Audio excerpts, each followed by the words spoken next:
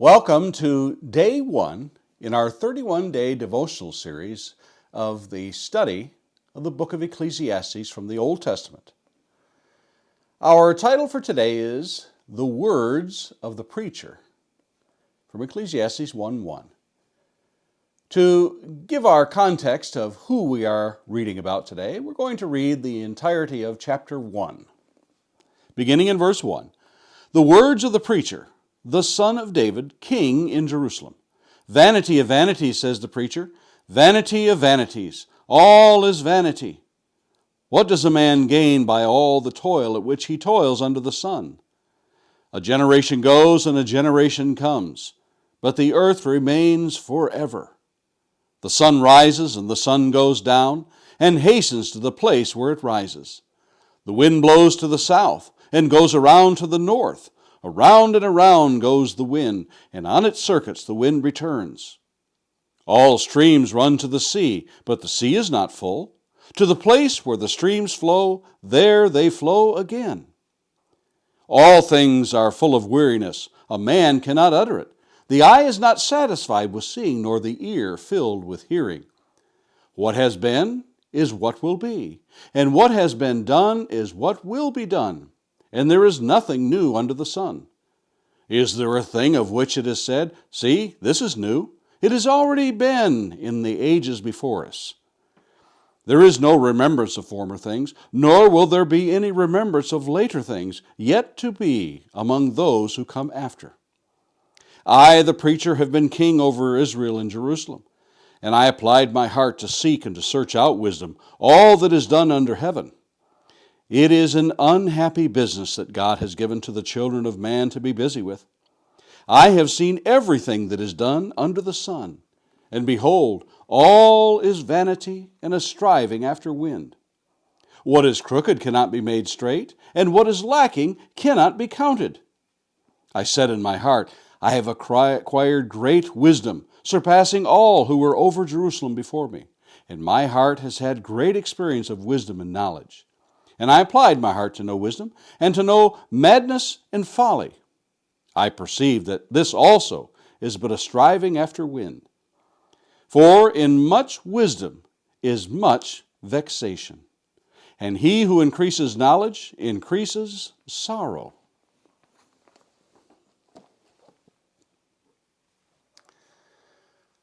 Occasionally, I will see a biography or an autobiography of someone rather famous in our present world. That's not unusual in and of itself. However, when that person is only in what we generally think of as the early stages of life, that strikes me as rather odd.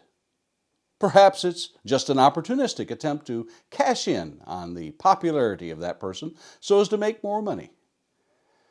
But I jump unfairly to conclusions before giving it further thought. Consider The Diary of a Young Girl by Anne Frank, or The Diary of Peter Ginz, a teenage prodigy killed in Auschwitz. Maybe Thura's Diary, an account of a 19-year-old girl in war-torn Iraq.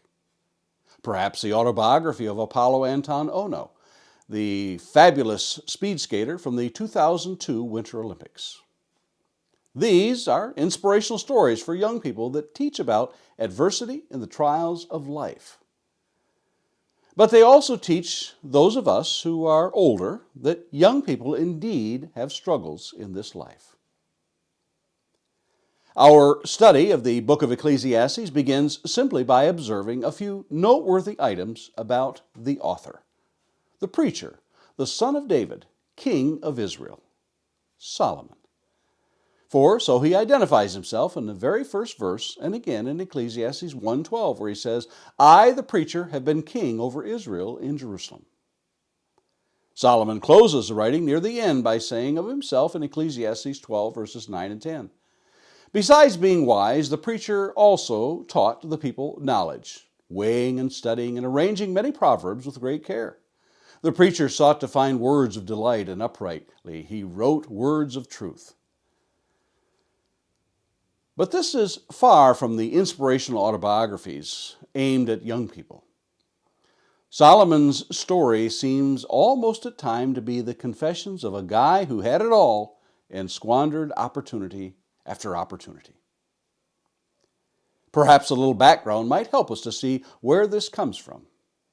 Solomon was, in fact, the king of Israel, for we are told in 1 Kings 11:42. And the time that Solomon reigned in Jerusalem over all Israel was 40 years. Solomon came to be king under tumultuous circumstances when his brother declared himself to be king instead. In 1 Kings 1:5, now Adonijah the son of Haggith exalted himself, saying, I will be king. And he prepared for himself chariots and horsemen, and 50 men to run before him.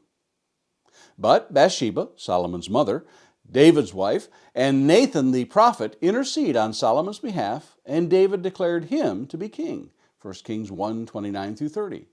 And the king swore, saying, As the Lord lives, who has redeemed my soul out of every adversity, as I swore to you by the Lord, the God of Israel, saying, Solomon your son shall reign after me, and he shall sit on my throne in my place.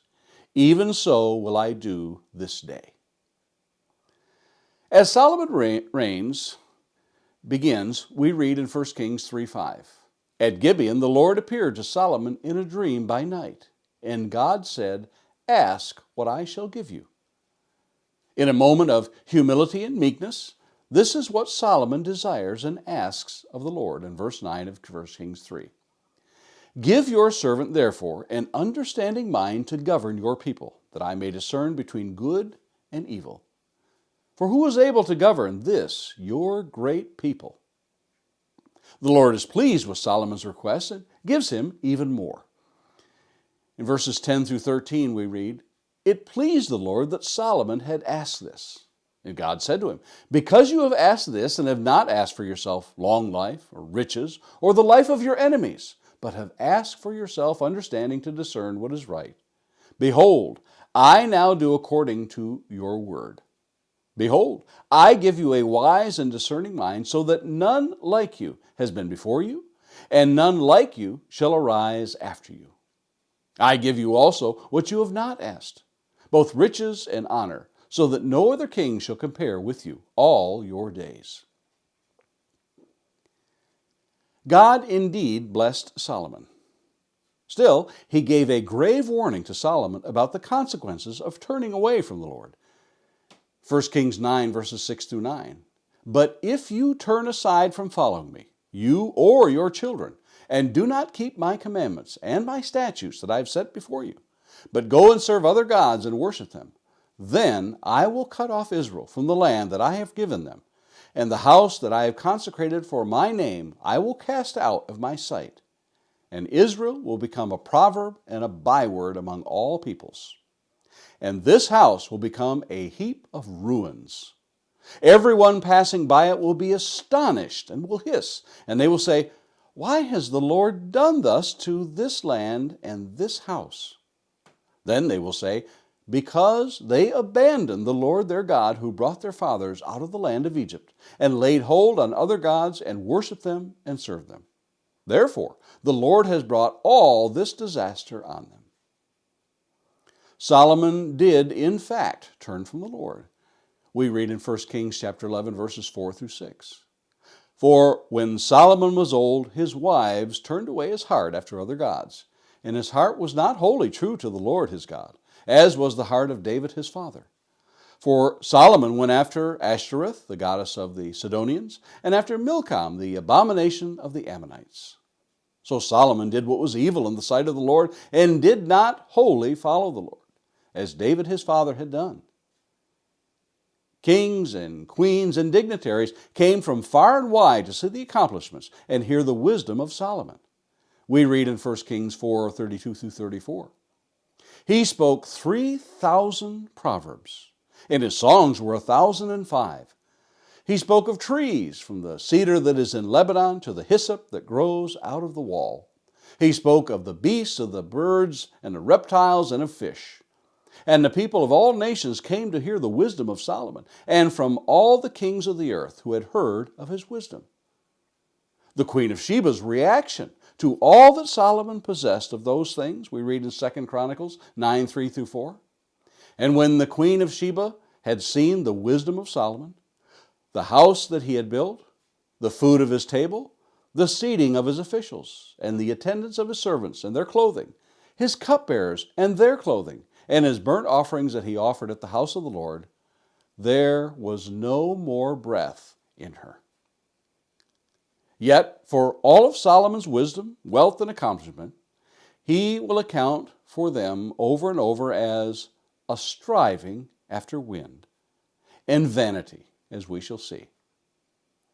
For the next 30 days that follow, we shall peer into Solomon's writing here in Ecclesiastes and strive to gain an understanding, if possible, of this complicated and fascinating life of whom God said, "Behold, I give you a wise and discerning mind, so that none like you has been before you, and none like you shall arise after you."